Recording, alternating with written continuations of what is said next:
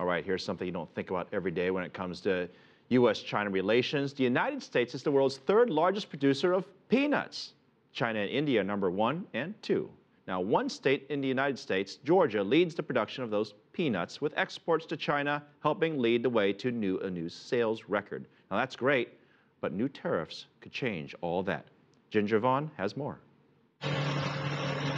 Georgia peanuts account for more than half of the record high 3.4 million tons of peanuts produced in the United States in 2012, generating about $4 billion in economic activity.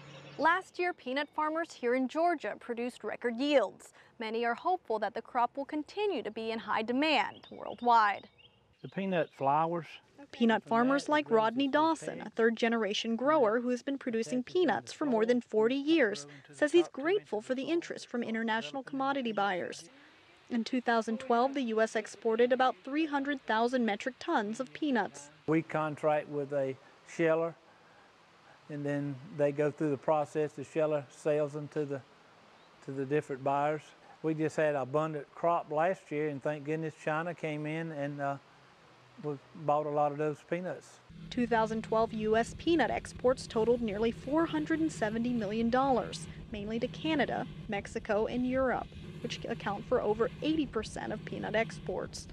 Although Georgia shipped over 80,000 tons of peanuts to China just earlier this year, Georgia Peanut Commission's Joy Crosby says China was never considered to be a big customer in the past, and a recent import tariff means fewer overseas orders.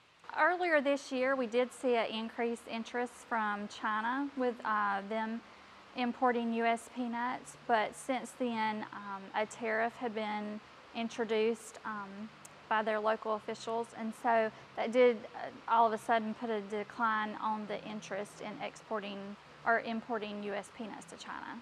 Crosby says the import tax likely means less demand from a big player.